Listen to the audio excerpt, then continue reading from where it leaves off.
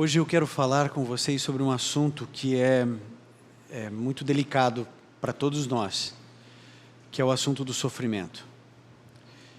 Embora eu tenha já sofrido muito na minha vida, eu sei que existem muitas pessoas que sofreram muito mais do que eu. E o terreno do sofrimento é um terreno sagrado, porque envolve as nossas dores mais profundas. Alguns teóricos, quando tratam desse tema, dizem que nós poderíamos fazer uma separação. Dor, como uma sensação desconfortável, física, ok? Então você queimou o dedo, torceu o pé, alguma coisa assim, é dor. E quando o assunto é a dor da alma, seria o sofrimento. Só por uma questão didática, né? Mas a gente pode intercambiar, né? Essas palavras são intercambiáveis, dor e sofrimento. Onde existe dor, você pode pôr sofrimento, sofrimento você pode pôr dor.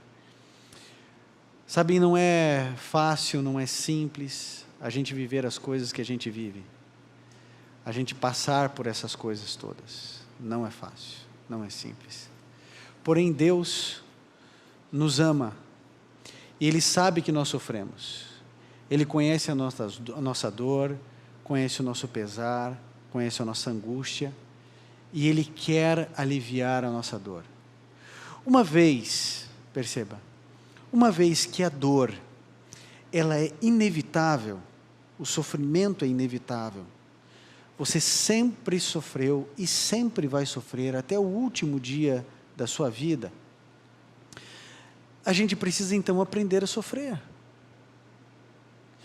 O problema é que quando a gente não encara essa realidade de que nós sofremos, nós estamos sofrendo hoje, sofremos ontem, vamos sofrer amanhã, como isso nos machuca muito, a gente evita.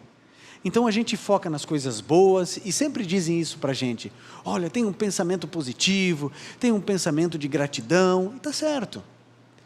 Mas qualquer pessoa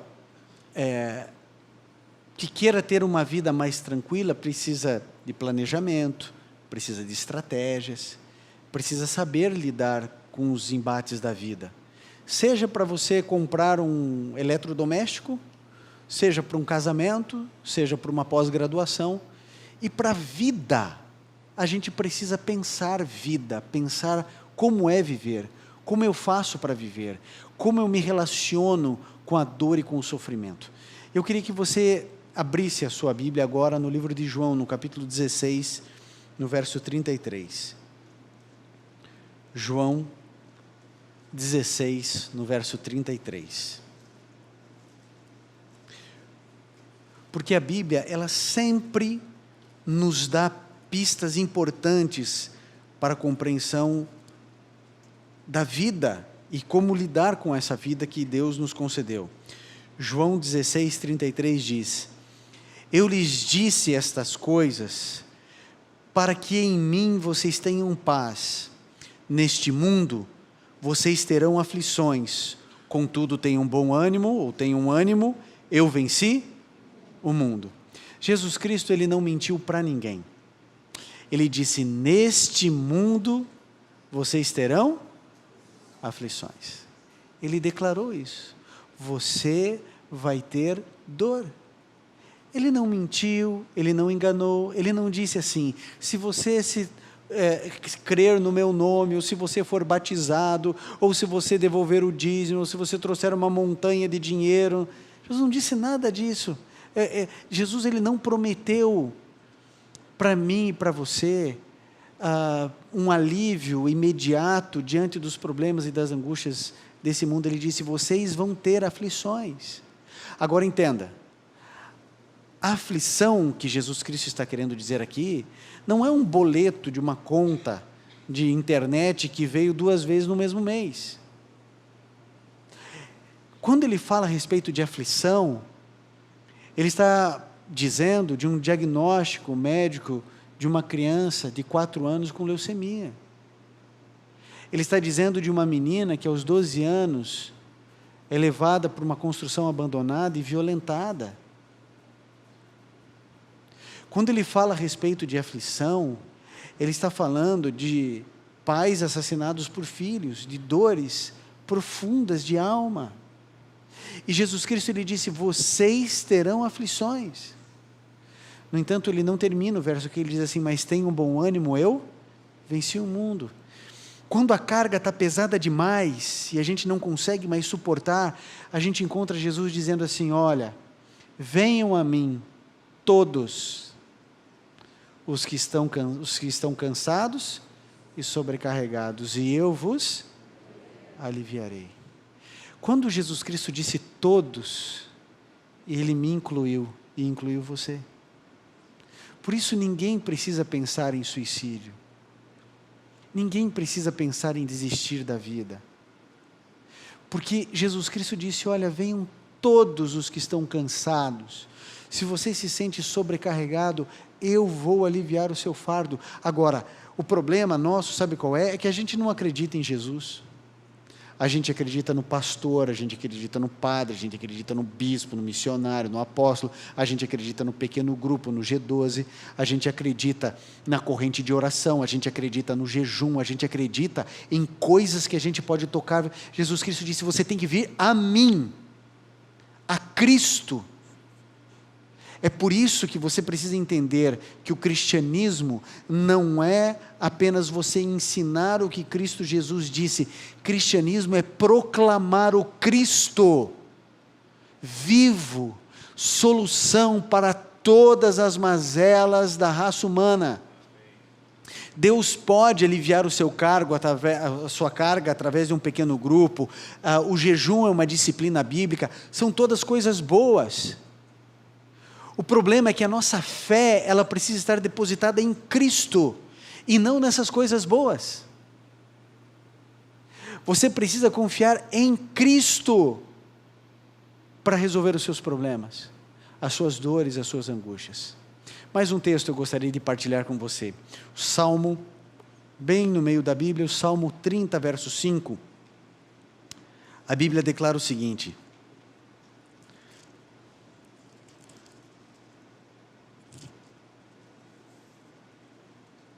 Salmo 30, verso 5, a palavra de Deus diz o seguinte: pois a sua ira só dura um instante, mas o seu favor dura a vida toda. O choro pode persistir por uma noite, mas de manhã irrompe a alegria. O que esse texto está querendo dizer é que não existem tempestades que durem para sempre. Não existe tempestade que dure para sempre, amigo. Está ruim? Vai passar. Está bom? Vai passar também. Na vida, a gente precisa aprender que existe uma lei chamada lei do ritmo. Ninguém está sempre alegre o tempo inteiro. Ninguém está sempre contentinho a cada instante, a cada momento. Não é assim que funciona. Eu e você passamos por dores, por angústias, por problemas. Daqui a pouco a gente está mais alegre, está mais feliz. Às vezes a gente está vivendo uma angústia muito grande, às vezes demora um pouco mais. Daqui a pouco, às vezes, vem um período de bonança. Às vezes a gente está bem, está mal, está bem, está mal, está bem, está mal. É ritmo, ritmo.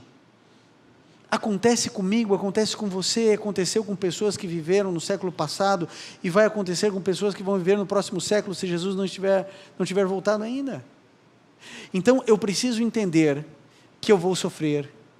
Eu preciso entender que a solução para as minhas angústias, para as minhas dores, quando eu estiver muito mal, eu tenho um amigo, que é o meu melhor amigo, que é Jesus, e eu deposito as minhas lágrimas nele. Recorra a Jesus. Tem gente que recorre à mãe de santo, tem gente que recorre a cartomante, tem gente que recorre aos mortos, tentando encontrar solução para os problemas entre os vivos. Gente, você tem que ir a quem? A Cristo, a Jesus. É Ele que vai solucionar os seus problemas. Não é uma taxa mais baixa de juro que você vai encontrar no mercado. Quem vai solucionar os seus problemas é Jesus. E algumas pessoas podem cometer a loucura, a insanidade de dizer assim: mas esse é um evangelho barato, onde você apresenta Jesus como a solução de todas as coisas. Não, a gente tem que lutar, a gente tem que fazer. Querido, pelo amor de Deus, em que momento nós perdemos a nossa sanidade espiritual para afirmarmos que você recorrer a Cristo é um evangelho barato? Jesus Cristo é o seu Salvador, é o meu Salvador. Eu estou relembrando a você que a solução para a sua vida está em Cristo, em Jesus. A nossa mente racionalista, a nossa mente racional, relativista, a gente que vai pensando assim, não, e está certo, a gente vai relacionando algumas coisas, é o poder de Deus unido ao esforço humano. Claro, Deus me ama, mas Ele nunca trocou um pneu de carro para mim, certo? Agora, quando fura o pneu, eu posso ir trocar aquele carro, aquele pneu, achando que eu sou a solução de todas as coisas, ou eu posso lembrar que é Ele quem me deu um carro, Ele quem me deu vida, Ele quem me deu força, Ele que me deu habilidade para poder trocar um pneu, e reconhecer que nele está a solução de todas as coisas, mesmo que Ele me use para solucionar os meus próprios problemas. Ele sempre será a solução. Falar de Cristo nunca será raso, nunca será frágil. Falar de Cristo é o que mais de profundo a Bíblia pode apresentar para você e para mim. Mais um texto, 2 Coríntios 4,17. Também no Novo Testamento, a palavra de Deus, ela revela coisas lindas. Eu queria que você percebesse isso aqui, 2 Coríntios 4,17. Olha o que esse texto diz: pois os nossos sofrimentos leves e momentâneos estão produzindo para nós uma glória eterna que pesa mais do que todos eles. A Bíblia diz que o nosso sofrimento é uma leve e momentânea tribulação. Leve e momentânea tribulação. Eu sei que a minha percepção e a sua percepção é de que não é leve, e parece que não é tão momentâneo assim. Mas quando comparado ao eterno peso de glória, tudo o que nós vivemos aqui será entendido como leve e momentânea diante da eternidade. Existe um homem, um filósofo cristão na Índia, chamado Ravi Zacarias. Esse homem é um grande pensador, e ele é convidado para muitos fóruns, onde os debates de ética, bioética e de outros assuntos são tratados. Ele é um pensador, e as pessoas perguntam, e ele tem suas respostas.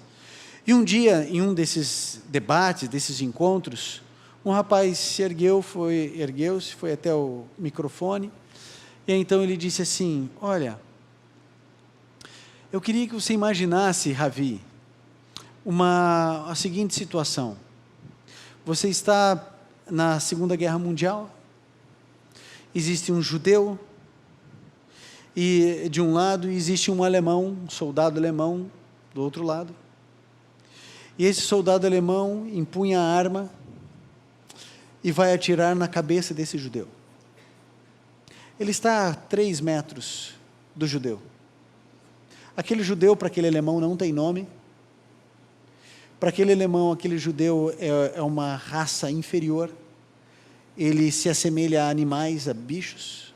Portanto, ele vai matá-lo. Nós sabemos que Deus é amor. Isso o rapaz perguntando. Sabemos que Deus é amor. Que Deus não quer que ninguém morra. Nos seus mandamentos diz: não matarás. É a vontade de Deus que não aconteça isso. Por que razão aquele soldado alemão tirou a vida daquele judeu, explodindo a cabeça dele? Não poderia aquele rapaz, o soldado alemão, ter tido um ataque fulminante ali, caído duro? Não poderia a bala ter se desviado, um anjo ter soprado a bala e ela ter desviado? Não poderia, numa sincronia perfeita que só o céu poderia promover, enquanto o tiro era dado, ele caía desmaiado e achariam que ele estava morto? Não poderia ter acontecido alguma coisa? Por que razão Deus não impede o sofrimento? E Ravi Zacarias deu uma resposta interessante. Ele disse assim: você não sabe o que você está pedindo. Você não tem ideia do que você está pedindo.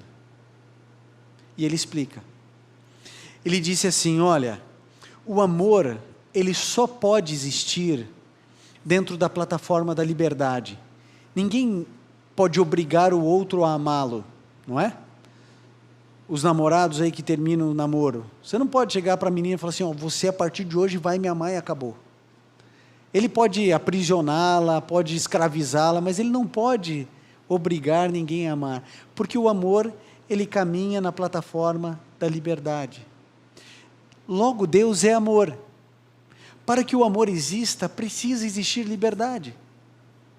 E se você pensasse que em cada situação onde cada um dos filhos de Deus fosse sofrer e Deus impedisse que o sofrimento viesse, você está dizendo o seguinte para Deus: toda vez que você fosse andar e você fosse tropeçar, certo? Deus iria de alguma maneira impedir que isso acontecesse. Ou se você fosse ser atropelado, o anjo ia puxar o teu pé e você ia cair, ia promover um sofrimento, mas um sofrimento menor do que aquele que ocorreria. Ou então todas as vezes que você fosse sem querer pegar em uma panela fervendo, ela ia se congelar. Sabe o que isso redundaria em última instância? A cessação da liberdade e a inoperância do amor, que só pode existir na liberdade. O bem mais precioso e que deveria ser inalienável à raça humana é a liberdade. Nós somos livres, livres, para viver o bem e experimentar o mal. O diabo quer que você creia que Deus é o culpado pelo mal e pelo sofrimento, mas Ele não é. Eu queria que você pensasse algumas coisas comigo a respeito do sofrimento. Queria que você acompanhasse. Veja, algumas pessoas pensam o seguinte: se eu tiver uma consagração muito grande, se eu tiver uma fé poderosa, uma fé assim robusta, eu não vou sofrer. Mas isso é um equívoco. Você lembre-se de Abraão, pai da fé. Ele sofreu ou não sofreu? Sofreu. Daniel sofreu ou não sofreu? José no Egito sofreu ou não sofreu? Jesus Cristo, tinha alguém na terra que tinha mais fé que Jesus? Não. Ele sofreu ou não sofreu? Homem de dores, experimentado no sofrimento. Ou seja, não é porque você é consagrado, porque você é convertido, que você não vai sofrer. Uma coisa não tem nada a ver com a outra. Por isso o absurdo de igrejas orientarem os seus possíveis ou potenciais membros a virem para a igreja para que eles parem de sofrer. Você realmente acha que esses líderes que promovem curas e libertação do sofrimento, você acha que eles não sofrem? Acha? Esses líderes religiosos que promovem curas, você já viu isso na televisão, internet? Já viu ou não viu? Viu? Só eu vi. Você viu também? Já viu aí? Você acha que quando esse indivíduo cai e bate o joelho e arrebenta o joelho, ele faz a cura nele ou ele vai em um hospital em São Paulo? O que você acha que acontece? Vai em um hospital? Mas ele não cura câncer, não cura AIDS, não cura isso dos outros. Por que ele não pode curar o joelho dele que arrebentou? Não acredite no que tentam convencionar para você e para mim. O fato de você estar longe de Deus não causa o seu sofrimento. O fato de você não é necessariamente a causa do seu sofrimento. O fato de você estar perto de Deus não causa necessariamente o não sofrimento na sua vida. Vamos caminhando nesse raciocínio e nesse pensamento. Outras pessoas dizem assim: esse sofrimento eu estou sofrendo como vítima. Eu não mereço esse sofrimento. E se eu não mereço esse sofrimento, logo eu sou como Jesus. Eu quero dizer que não, você não é como Jesus. Ok? Você não é nem de perto Jesus. Não é nem de longe Jesus. E se a gente fizesse uma distância de bilhões de quilômetros, você não estaria ainda perto de Jesus. Ok? Nem você, nem eu. Então é assim, nessa vida, a gente pensa assim, né? Tem até um livro, o título assim, por que coisas ruins acontecem a pessoas boas, já viu isso? Por que coisas ruins acontecem a pessoas boas? Eu entendo, já li o livro inclusive, um bom livro, eu entendo a proposta do autor, mas querido, só existiu um ser bom nessa terra, que foi quem? Jesus. O título deveria ser assim, ó, por que coisas ruins acontecem a pessoas ruins? E somos nós. Outro aspecto importante, nem sempre o sofrimento está relacionado a um pecado, a um erro meu. Vocês se lembram do cego de nascença, lá de João 9? Quem pecou para que ele nascesse assim, ele ou os pais? Jesus Cristo disse, ninguém. Nem sempre eu sofro como consequência dos meus erros. A maioria dos meus sofrimentos, das minhas dores, elas estão intimamente ligadas às minhas escolhas, aos meus erros. Mas nem sempre é assim. Às vezes você pode estar sofrendo por outros motivos que não uma culpa direta sua. Porém, lembre-se, quando você sofre, e aquilo não é uma resposta imediata àquilo que você semeou, isso não assemelha você a Jesus.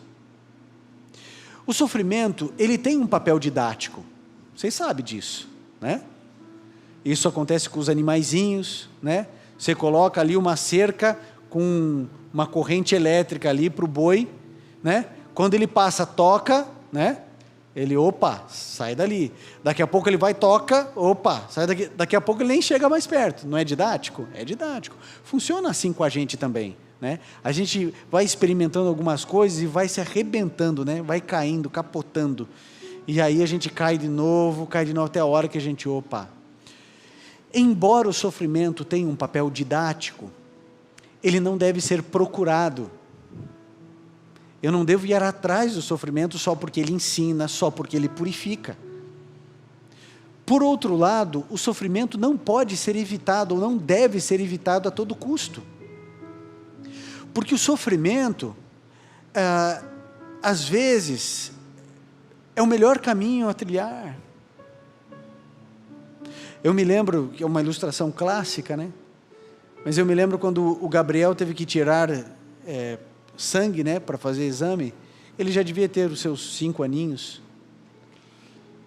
e eu sei que ele sentou no meu colo, eu fiquei segurando a mãozinha dele, e ele me implorava, que ele não queria tirar o sangue, mas eu como pai, levei ele para aquilo que para ele é uma sessão de tortura, né? O meu pai está me levando para isso. Mas por que eu estava fazendo? Porque eu amo. Porque eu precisava saber se estava tudo bem com ele. Eu precisava de respostas que, olhando para o rostinho dele, eu não conseguiria. E por mais que ele não entendesse, eu levei ele para a dor. Mas ele teve uma certeza: meu pai está me levando para a dor, mas ele está comigo. E ele apertou a minha mão, muito forte. Depois tirou e eu expliquei de novo para ele o porquê disso. A dor, ela não deve ser evitada a todo custo. Às vezes o melhor caminho é o mais difícil. E às vezes Deus nos conduz para a dor. Entenda o que eu vou dizer para você. A gente vai ao médico porque a gente não quer sentir dor, né? A gente não quer sentir dor. Então a gente vai ao médico. Por isso que a gente toma alguns remédios, porque a gente não quer sentir dor. Mas lembre-se que a dor, desde que o pecado entrou nesse mundo, tem um papel importantíssimo. Graças a Deus que a gente tem sensibilidade ao calor, senão a gente ia morrer queimado sem dor. A dor é um alerta de que alguma coisa está errada. Quando o teu coração está partido, é um grito de Deus dizendo assim, tem alguma coisa errada na sua alma e no seu emocional. Quando você tem sentimento de culpa porque você pecou, é uma dor espiritual, é um alerta de Deus. Quando você tem uma dor física, porque o nosso corpo não é para doer, se está doendo, é porque alguma coisa está errada. É um alerta de Deus. Às vezes Deus usa dores menores para evitar dores maiores. Às vezes Deus permite que você passe por caminhos muito difíceis. Às vezes o caminho, ele é cheio de espinhos. Às vezes o caminho faz você sangrar os pés. Mas lembre-se, Jesus Cristo nunca disse que seria fácil. Ele prometeu que o final valeria a pena. Eu sei que alguns de vocês estão com os pés sangrando. Eu sei que alguns de vocês têm feridas abertas que nunca cicatrizaram na alma. Mas acredite, amigo, enquanto existir pecado, a dor tem o seu papel. E Deus, como um Pai amoroso, vai conduzir essas dores. Se chegar um momento onde você pedir ajuda, Ele disse, pode vir a mim, porque eu posso aliviar a sua carga. Jesus Cristo, Ele foi tão claro quando Ele disse, vocês vão ter aflições, mas tenham bom ânimo, eu venci tudo isso. Jesus foi um homem de dores e sofrimentos. A boa notícia para você e para mim, é que tudo isso vai passar. Apocalipse 21:4 diz, que haverá um momento, onde não haverá mais morte, nem pranto, nem clamor, nem dor. Você vai ser feliz, eu vou ser feliz plenamente, e nós estaremos juntos com Jesus, por toda a eternidade. Por isso, amigo, aguenta firme aí, aguenta firme, falta só um pouquinho de tempo, aguenta, eu sei que não é fácil, porque não é fácil para mim. Existem dias que eu tenho vontade de ficar só chorando no quarto, exatamente como você. Existem dias que a minha fé parece que não existe, mas aguenta firme, falta pouquinho tempo para Jesus voltar, e Ele vai resolver todos os nossos problemas. A nossa dor vai embora, seja física, seja emocional, espiritual, para nunca mais vivermos e sentirmos nada disso. Que Deus nos abençoe. Vamos juntos orar. Querido Pai, obrigado porque o Senhor estende um convite para descansarmos, para termos nossas dores aliviadas por Ti. Obrigado porque o Senhor não fica em silêncio. Obrigado porque o Senhor fala com cada um de nós. Obrigado porque o Senhor tem nos dado esperança, e obrigado porque falta pouco tempo para o Teu Filho voltar a essa terra. Fique conosco, Senhor, em nome de Jesus. Amém.